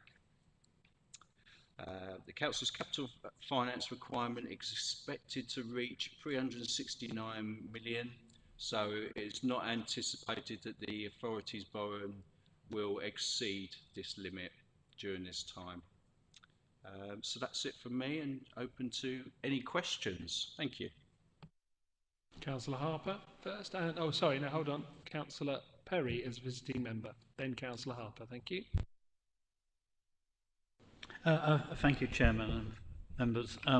I just want to comment on the capital programme, perhaps. The Treasury Management Strategy I think is fairly well embedded in how we work in this council, and we always follow the SIPFA guidelines, which are extremely important. But it's coming onto the capital budget for the moment, and it will be discussed on Wednesday at the PAC as well. I'd like to say that I always see it in two parts a little bit, actually, because when we're fixing the revenue budget, we're looking very much at the following year, obviously, and we're looking at the calculation of the council tax, the precepts, and the various, that is embedded into it. And part of the capital programme clearly has an ongoing effect on the revenue budget because of the cost of borrowing and this type of thing. But what I want to really emphasise is that the capital budget is a kind of, it's a framework more than anything else because it is also a movable feast. We have to have a capital budget. Clearly, we need to know where we're going, and we've got a very extensive forecast programme coming up over the next 5-10 years. However, that is subject to a lot of variables. It's subject to investment appraisal, it's subject to planning, it's subject to all sorts of financial inflation and everything else that comes into it. So it is a movable feast, and it does slip as well, as we know. Particularly a large part of our capital programme is borrowing for housing, for our affordable housing strategy, and for various other property related aspects. So clearly there is an element of slippage as well. So what I really wanted to emphasise is that when you look at this, you've got to look at it in terms of something that is very important, don't get me wrong, but it is something that is more of a framework more than anything else. It will change because it's reviewed constantly, it's reviewed every year, and it is subject to a lot of external variables. This is really all I really want to say, but we are very careful in how we approach all our borrowings, all our treasury management, and I'm particularly conservative by nature, and I mean a small C, not a big C. And I think Mark and his team, we've got a very good team who take a very sort of, dare I say it, cautious approach, but they're not going out gambling it on the latest racehorse. Thank you. Thank you. Councillor Harper. Prudent is probably the word you meant, John. It seems a bit of a word I remember from my old finance training, is prudency. I think, as you say, this is, in terms of the Treasury management, it follows the strategies we've had for the last, as a council for quite a long period of time. So there's nothing new here, and that probably for the best is that we're continuing our policies which have worked well for us. I think the capital programme, actually, I quite welcome the fact that we've stretched it to looking at a 10-year period, because I think it gives us a better feel for some of the things and aspirations of the council in that sort of time frame. 5 years always seems relatively short. And I'd obviously welcome on the bottom, the second to the bottom line, the new leisure centre where there are the indicative figures in there, showing it coming through in the 28-29 through to 29-30 period, which is what I have been hoping to see.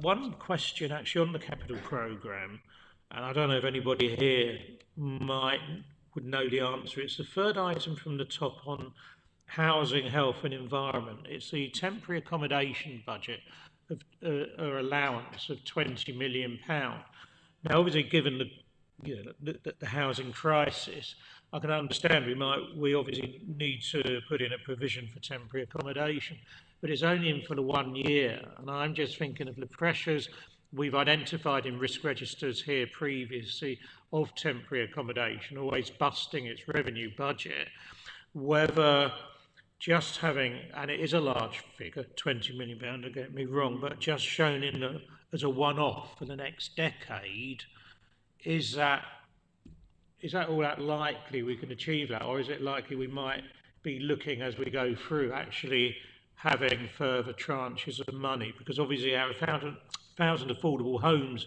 as we can see here, is largely being delivered I would have thought within the first 5 to 6 years looking forward. But we are looking at sort of a 6-year, phasing of those homes. So I just wondered whether that 20 million is there sort of a risk that may not prove to be enough if our revenue costs continue to escalate on temporary housing. So, I mean, I'm looking more with our risk hat on. Sorry. Mr. Lovegrove, would you take that, please? Yeah, I want to. Originally this was a 3-year plan. Obviously, this year being the first year, I think we reported to HHE that we'd try and bring it forward. So now it's a 2-year plan, which is why you see quite a large lump in next year. Quite successful this year, so I think they spent around 15 million, delivered about 40 properties. So again, they hope to do slightly more next year.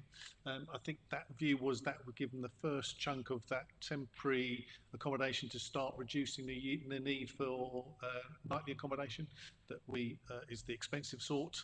And then I think the view then is we'll properly assess it and see what temporary accommodation numbers are doing, because as we know they've doubled over the past 2 years.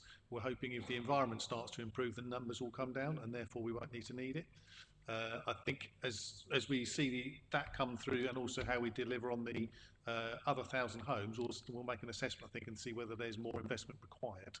I think we're also a little nervous that is there actually going to be enough in the market, because obviously at the moment we're going out there, the environment is good, and I think we'll also assess the market as well at that point to see whether we will do more or not. So I think, as we've talked about, it's that balance of what's right, but I'll take your point. Okay, Councillor Harper, yeah? Thank you. Councillor Cooling, I think I saw you indicate. I think Councillor Perry alluded to it just now, and I just want to note that the combination of the financial resources, the officers, including internal audit, including treasury management, it gives me personally as a resident a huge amount of confidence and comfort with the borough. So that is meant to be flattery, but I think it's true. Anyway, back to this. On page 275, I alluded to it earlier on, the proportion of financing costs to net revenue stream. On the face of it, that is a fairly frightening increase in percentage. But what we cannot see here with this capital programme, and I haven't got a vote, I'm not against it, it looks like very good stuff. What we haven't got that we can judge is the revenue implications and cost implications for at least the major projects. So in a sense, the capital programme is looked at almost in isolation.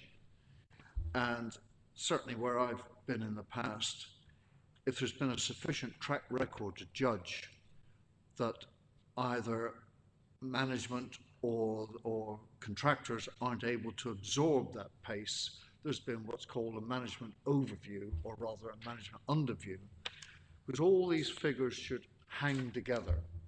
And if we believe there is going to be delay, underspend, that should be put in as the management's judgment on underspend, and therefore that would change this percentage of revenue, etc.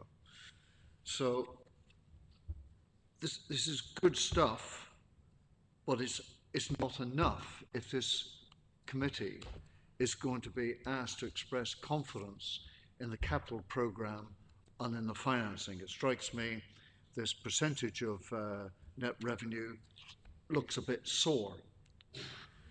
But in terms of the presentation we heard earlier on Treasury Management, I thought was really good. And it looks to me on page 227, and I think we've heard it already, that the Council did a great job in getting the 80 million loan facility signed up at a very, as currently seen, very attractive interest rate. But on 227, we've heard it already, it's fairly clear that maybe during the financial year 224-25, there is going to be a need for borrowing.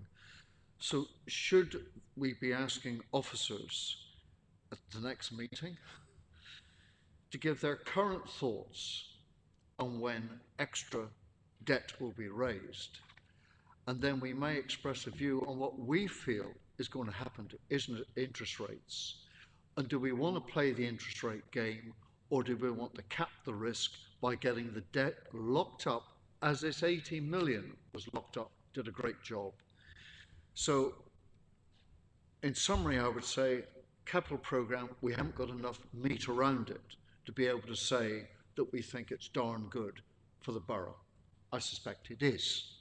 And secondly, I think this committee ought to be asked for a view on when the borough ought to be moving towards getting the next major tranche of debt to follow the excellent example of what they did on the 80 million. Thank you. Thank you. It sounds like you've taken a note from the Mr. Boyson, affordability, prudent and sustainable. It's exactly that, and it's that juggling that we're trying to sort of see whether it's the right time or the wrong time. I don't know how we could really do that, because we may have even heard earlier or last year from the Bank of England and their assessment of what was going to happen, what's going to happen in the future. It's as much crystal ball, but they are a bit more in charge, and we heard that there may be some reduced rates coming. But yes, I have got one other waiting, but carry on. Just add to that, but I think at a certain point in time, this committee may want to encourage officers to say, enough is enough, the interest rate looks reasonable, it's digestible by the project, etc., and we don't need another 0.25% off, 0.5% off, i.e. cap the spending financing risk sooner rather than later. Get that risk off the table. Councillor Webb. Unusual as it is, I'm afraid I can't agree with Councillor Calling in terms of bringing the decision back to this committee. That decision on finance would lie very much with the senior officers of this borough. They will take advice from their Treasury management colleagues, and that would then be passported back to whatever cabinet is in place at that time. So I do not think it is right and proper to bring that decision back here.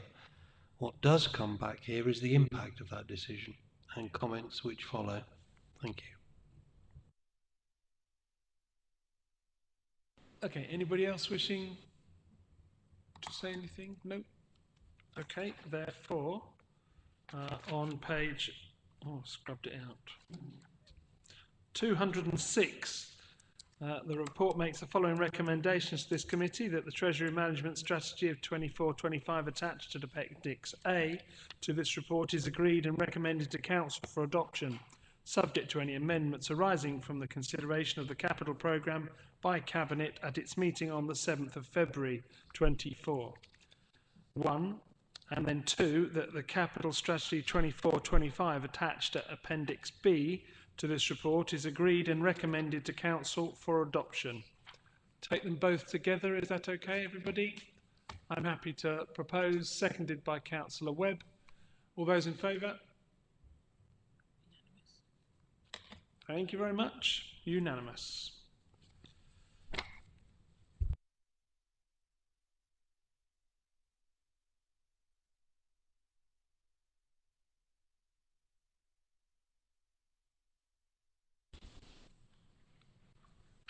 Okay, item 17 then, the Budget Strategy Risk Assessment Update. The report will be introduced by Mark Green, Director of Finance, Resources and Business Improvement.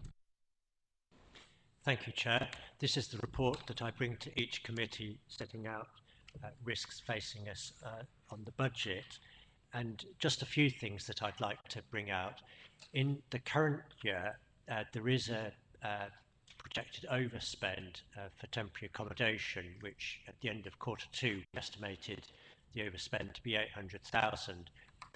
Overall for the council, because of underspends elsewhere, that's offset, and we're currently projecting an overspend of 300,000, but it's still a big figure, and at the moment there's no sign of it coming down significantly. If anything, it could go up. So that's the challenge for this year, just getting back to a balanced position. So far as next year is concerned, there's a lot of work going on at the moment on the revenue budget. There was proposals that were taken to the policy advisory committees and cabinet back in September, which would generate savings of just under £1 million. And on that basis, we're hoping that we'll be able to put a balanced budget forward for council to vote on in February. That is dependent on the council putting council tax up to the referendum limit level of 3%. And that 3% figure was confirmed in the local government finance settlement that came through just before Christmas. The other important bit of information that came in the local government finance settlement was that the government is guaranteeing that all councils will see an increase in their core spending power of 3% before any increase in council tax. And the way that they do this is provide something called a funding guarantee, which in our case amounts to 3.3 million for next year. That's really one-off money, because we don't know whether there'll be a funding guarantee like that in future years.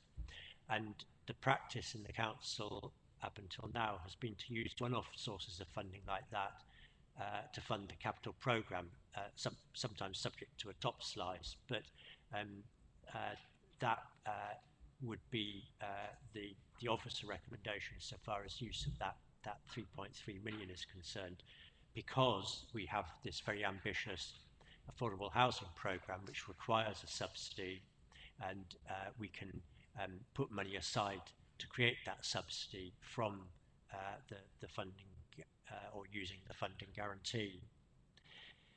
The final risk to flag up is around the capital programme, because as has been alluded to several times this evening, it is an ambitious programme and there are a whole lot of risks to do with that. We've been talking particularly this evening about the funding risk, but there's also a lot of risks about delivery, particularly given inflation in building costs, managing the programme. So I would emphasise that risk again. Obviously, we've got measures in place to mitigate that risk so much as possible, but it's something that we can't overlook. So that's what I wanted to highlight in the report, but I'm happy to take any questions. Thank you very much, Mr. Green. Anybody have any questions? Councillor Harper. I very much welcome on. It's on paragraph 210 and 211. The points Mark's made there about the use of the funding guarantee payment and the £3.3 million. We've discussed, and I'm sure it will be discussed at Corporate Services Policy Advisory Committee, the need to use sources of funding like that, not to subsidise expenditure as such, but to help pay for the subsidy we have to build up for the Affordable Homes Programme.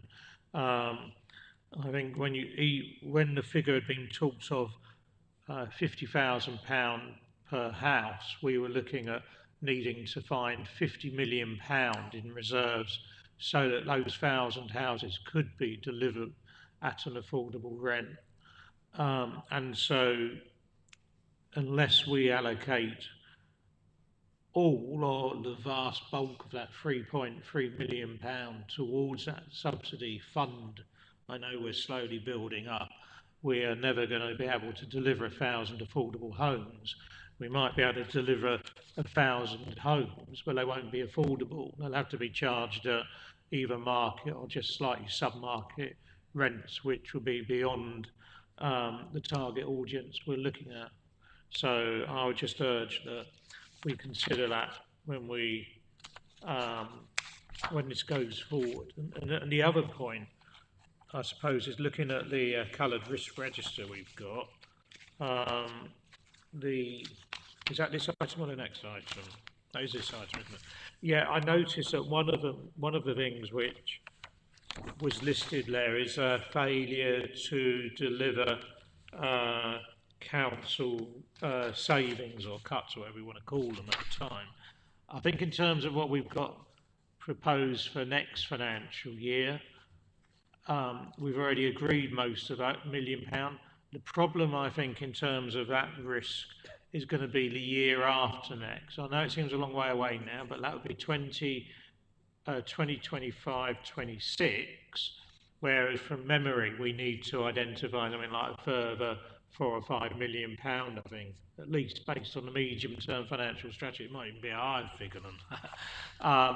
And I can see it as a risk. That's the year when that could be really important for this committee. Well, yeah, this committee, which is here by law, so this committee to follow through. Because again, if you've got a new council, they are going to have to make really tough decisions almost immediately to ensure that the budget remains balanced, which we have to do by law. So it's just a couple of points I wanted to make on that.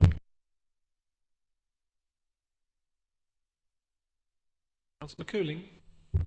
May I just seek clarification then that the funding guarantee payment, which I assume is intended as a contribution towards operating costs, is going to be used for capital purposes. Is that my understanding?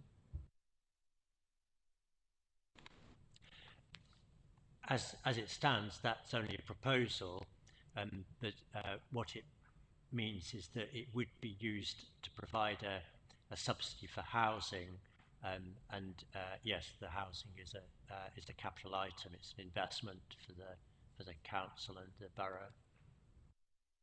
So if I may just follow on with that then,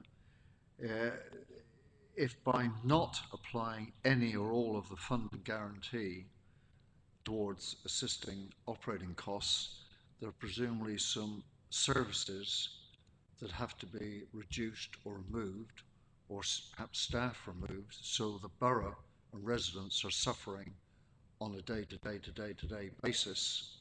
So is it reasonable that a funding guarantee to enable ongoing existence, if you follow me, is it reasonable that that is put towards a longer term capital project which hopefully will go ahead but may not go ahead? Thank you.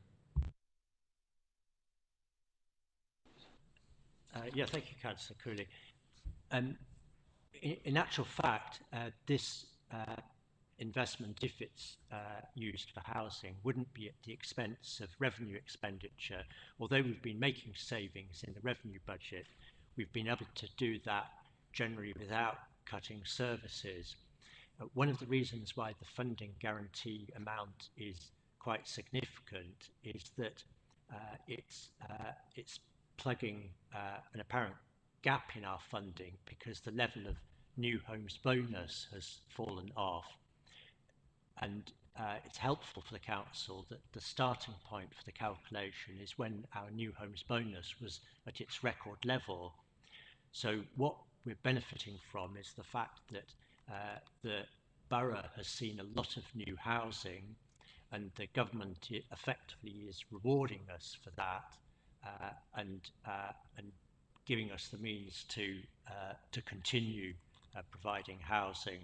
And I mean, clearly there's a political decision about whether it's the right thing to do to provide housing, but that's the whole thrust of the 1,000 affordable homes strategy, and we're in a position where the funding guarantee allows us to support that investment.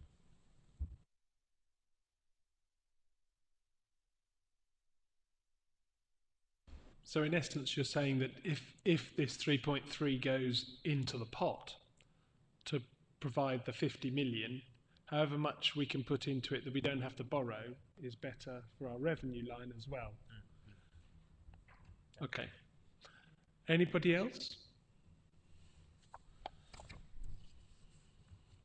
Right. Okay, in which case, I'll struggle back to the beginning again, sorry. No, not that one. 283. Sorry? That's right. Yep. Right. Okay. So therefore, this report makes the following recommendation: that the Audit, Governance and Standing Committee notes the risk assessment of the budget strategy provided at Appendix A. All agreed? Agreed. Thank you. Okay, I think we've got to have a reshuffle of people, or people leaving and going, and we'll see you in March. Being very vague there, but obviously very focused.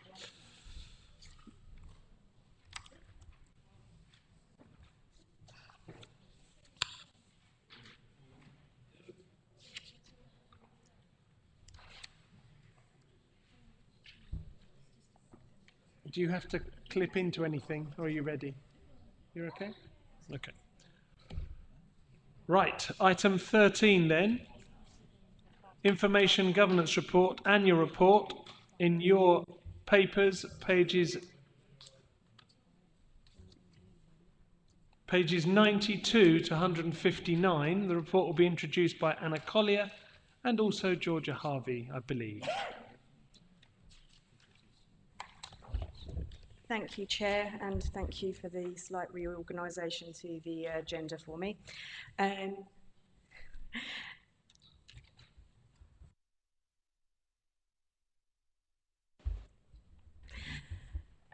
I'll just do a brief introduction and then I'll hand over to Georgia Harvey, who is a report author and the manager of the service. This is the annual information governance report. We bring it to AGS each year. It presents the complaints, compliments, MP's correspondence, FOI, EIR, SAR and data protection information. I know all of the acronyms. Performance data on how we are managing those contacts to the council. It also gives the local government ombudsman's letter for the authority on our position in terms of managing complaints, and we also provide an update on the data protection action plan. And finally, this year we are also presenting some information as we know it at the moment on the Code of Management for Complaints, which will be changing later this year following the consultation by the local government ombudsman. I will hand over to Georgia Harvey for some further details and then happy to take any questions at the end.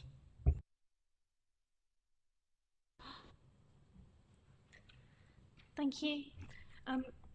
As already highlighted, this covers our performance for the previous year. The team continued to deliver consistently in challenging circumstances.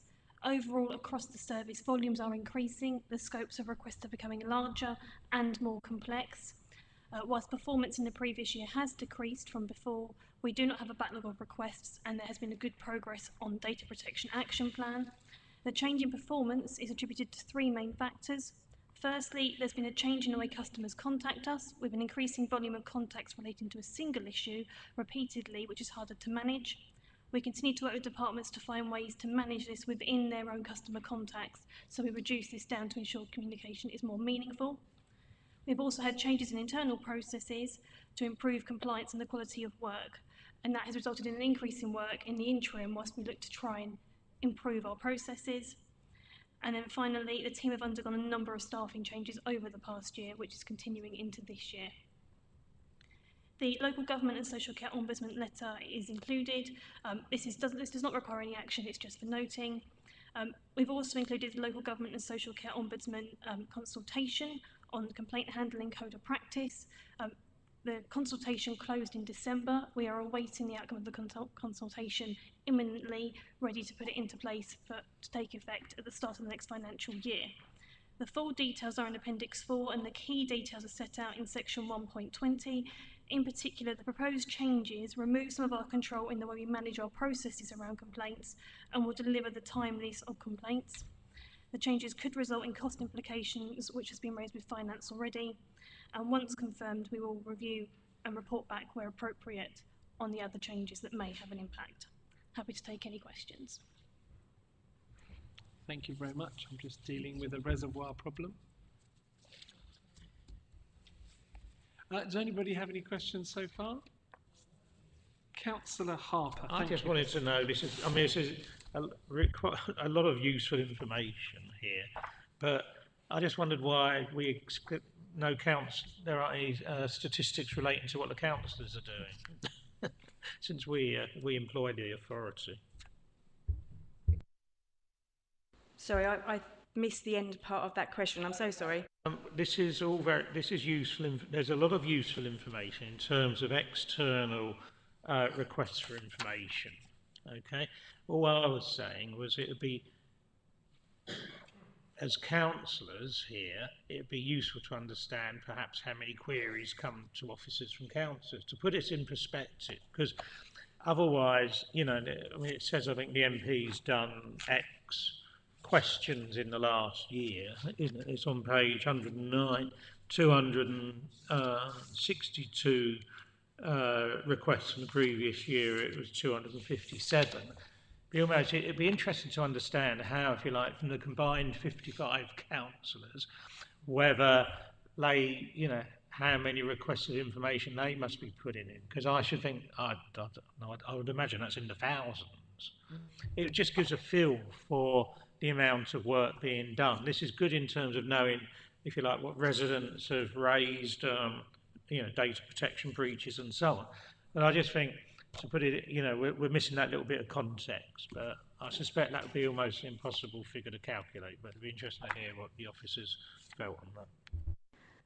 These are, apart from complaints, these are statutory requirements, so we're supposed to complete them by law. From my perspective, if we don't, well, not just from my perspective, if we don't meet the requirements of FOIs, EIRs, SARs, we risk, it's more than just useful information, this is protecting the council against legislative action. I hear what you're saying about councillor inquiries, but it's a requirement for us to work together with councillors. I think if there was a perspective that officers were not answering queries, that was something that would need to be picked up with the senior leadership team to address why officers weren't doing that. I think it would be quite a task to log each inquiry that comes from every councillor. These at the moment are managed centrally by the information governance team. That would require every officer to report back that request to the information governance team to collect it. I think unless there was a perceived problem, I would want to know the value of that.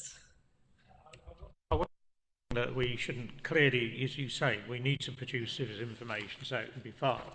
I suppose it was a rhetorical question, to be honest, and I don't expect to see a bureaucracy created so that every time, I don't know, myself or any of the councillors here file off a question to someone, that they then tell someone centrally we received an email from someone, because most councillors are probably firing off multiple emails every day of the year, so you'd be, you know, in the tens of thousands or some absurd figure, but yeah,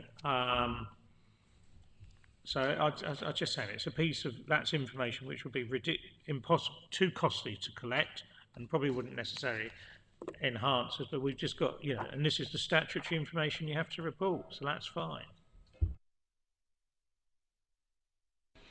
Excellent. I asked a similar sort of question during the briefing because I wanted to know how many of complaints that members of the public and our residents actually realised that by whether making a complaint that they wanted a report back, or were they making a complaint to a line manager, and it goes that route first. So it would go in different ways. So I don't know. I think it's a lot of the work that's carried out. I don't think we're aware of the amount of work that is caused by, rightly so, but I think it's a lot of work that this team undertakes, and they are the facing team of our residents and public, and therefore the feedback that we get from them, I think, is key, so that we as this committee can see if things are possibly going to happen or are happening more often.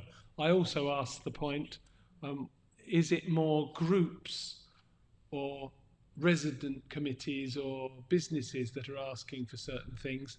And I was told, no, not really. It seems just a general mix. There's nothing untoward at the moment. I mean, I think it's when we see that there's 677 complaints coming a year. I mean, that's a large number of complaints against the authority, isn't it? And I think you're right, Martin. It's interesting to understand, are we actually ever, how do we actually take these complaints forward so we don't end up, having the same issue coming up? I do think, though, that people consider, that's the point I was making, that as a resident, if my bin's missed and just goes to the following day, it's still collected, are people raising that as a complaint and saying, why is it not done? So those are the sorts of things then that we may be able to drill down on. Georgia? We do go down to that level. We do have a pre-stage prior to a complaint, which is a service request. So we will look at whether or not the department can liaise directly with the customer to reach a conclusion. An example of that would be, my bin was missed yesterday. What can you do about it? That would be taken as a service request rather than a complaint, because it's a one-off incident. If it then escalates and becomes a series of missed bins, or there's another issue with it, we would then take that as a complaint. We do drill down in terms of waste, because it's our biggest area for complaints, by the type of collection, because we think that helps us identify if there's broader issues, and we do pinpoint that on maps, so we can look at whether or not, for example, a set area in the borough has a bigger issue with one type of waste than another, and then we can link that back to rounds to help us try and sort of pin down where an issue, and we do that in real time. So rather than doing it just once a year, we'll do that actively with the waste team to look at, okay, there's a bigger issue going on in X area, because on the map we can see that. Do you have that as like a dashboard then for different types of stuff? So, but that's not, we can't access that, no. Okay, thank you. Councillor Cooling? I'm looking at page 99 under data incidents, and paragraph 127 says most data breaches are caused by human error with no intended malice. So my first question is, were there any data breaches that we should really, human error we understand, it's regrettable, we understand that. Are there any data breaches we should be concerned about with an element of malicious content? No malicious content at all in any of our breaches, and I think all apologies, Georgia, could answer any further questions about the type of incidences we've had. So outside of just general human error, there'll be things like technical errors whereby a system has malfunctioned or not done something we intended it to do. We don't get many of those at all. The bulk of them are just human error. Someone has put the wrong name in a to field, they sent it to the wrong person. That is a typical standard of breach we would see. Second question, if I may, is about paragraph 124, 125. They're not a huge number of incidents, but 124 points to a fairly dramatic increase from the previous year.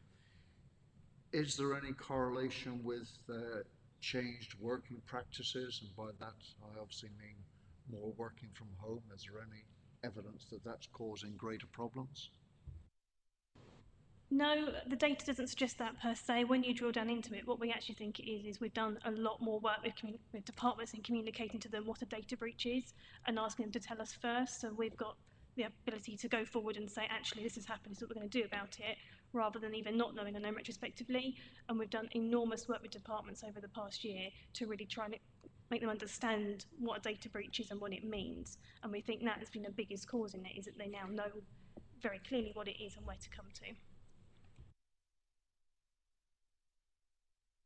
I suppose you could say that because people are working from home, they're not leaving papers in the back of a car or on a tube or a bus or a train, and therefore there's less of those. Councillor Harper. I'm afraid Pete has prompted me to ask a question around data protection, since it's an issue we deal with at work. It says on page 110 where we've got the graph and shows that in 2022-23 we had 53 data breaches compared to only 29 the year before. And you can see that graph seems to be moving upwards. But then it says the most common causes for the breaches are loss of confidentiality. This is typically caused by post or emails being sent to the wrong person. Now, knowing how the GDPR works and how the Office of the Information Commissioner works, if we're incurring repeated breaches based on sending information to the wrong, confidential information to the wrong people, have we yet been fined? Because the fining regime is up to 2% of your turnover, or more than that now, I think, which for us, is in the millions. So, data protection breaches can be of an extremely expensive cost to an organisation. And I just wonder if we've actually been fined, or if all of these breaches presumably have been reported to the Information Commissioner. We're only required to report to the Information Commissioner if they meet a certain threshold. Not all those numbers there have met that threshold. In fact, only a small number of them have. I believe in the previous year, from memory, none went to the Information Commissioner, none of them met that threshold. When we say things have gone to the wrong person, it doesn't necessarily mean there's been lots of data that's been disclosed. It may just be a name. Typically, it's, let's say we've got Georgia Harvey and Georgia Hawks at the council, they'll send it to an email to the wrong person, but there won't be huge amounts of personal data within it. So it can be minor things, like it'll just be a few letters wrong in a surname, and then someone just knows there's someone else in the borough that's got a very similar name, where you could work that out from social media, for instance, so therefore the risk is instantly brought down lower. Of the reports we have done historically to the ICO and up to date, we've had no fines. They've been happy with the remedial action we've proposed, and they've agreed with the actions we've taken forward. Thank you, that's good news. The other thing I'd like to add to that is, even if you meet the threshold for reporting, you don't necessarily meet the threshold for fining, which would be that there had been a significant ongoing issue that we as an organisation or any other organisation had ongoing incidences or vast amounts of information, or that the information lost would be of a very high significant impact to an individual. Ping pong back to Councillor Cooling. If we're marking our own card on this, is there any internal procedure, no disrespect, to check the criteria you apply and that they're applied fairly? So several features. So myself as Data Protection Officer, I don't mark our card. It's completed by the team and then reviewed by me to see that it has met that threshold.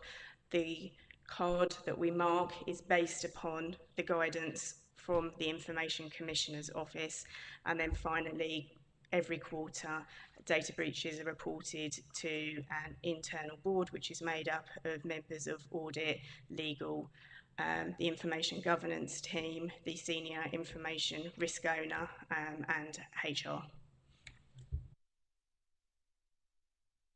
Excellent. Anybody else? Any more for any more? So therefore, item 13, just going back to page 92, see I turned over during my water accident.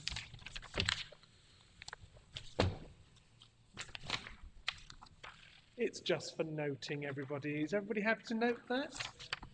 Thank you very much. Thank you both, Anna and Georgia,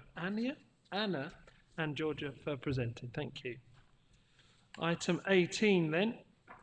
If anybody wishes to leave, who's given their reports, that's absolutely fine, because we're going to possibly be going into private session anyway. Item 18 then, independent member. It's on your pages 307 onwards, and maybe part of the other section that was delivered to you on time. This will be introduced by Mark Green, Director of Finance Resources and Business Improvement. Thank you.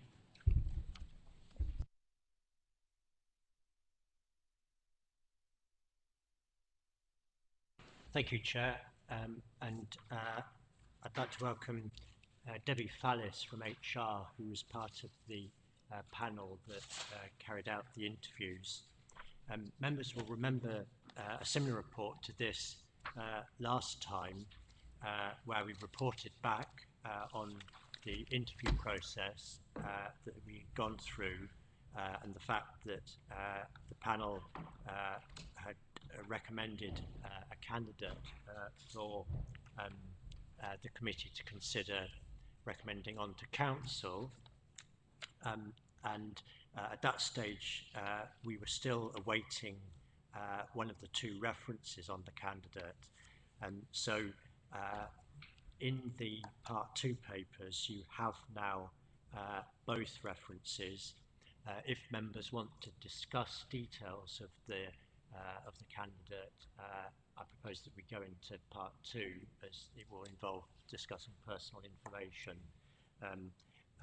But as it stands, the report is recommending that the council, that the committee proposes that the candidate whose details are set out in the appendices is put forward to council as a proposed independent member of the committee. Thank you very much. So, obviously, if you have yellow pages open, you cannot refer to them at all. Can I request we go into Part 2, because I think there's information there we need to discuss. Right. Okay. So, do I have to read out something special? Yes. So you have to go to the last page of the document. Okay then. I move that the public be excluded from the meeting due to likely disclosure of exempt information for the reasons specified, having applied the public interest test. I would have thought, let's say, could be between 15 minutes and 30 minutes.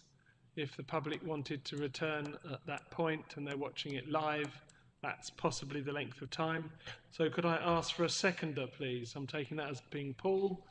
I'm happy to propose, unless you both want to. It's up to no. Okay, that's fine. All in agreement? Please raise your hand. Thank you very much. We will go into Part 2 then, please.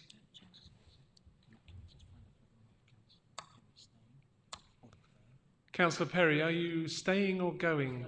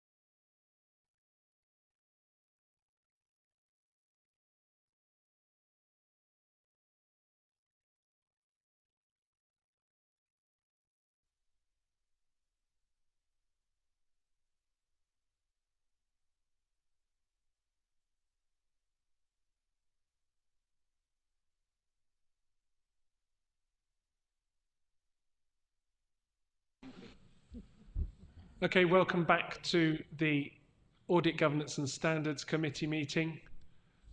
We have been in closed session but now have returned.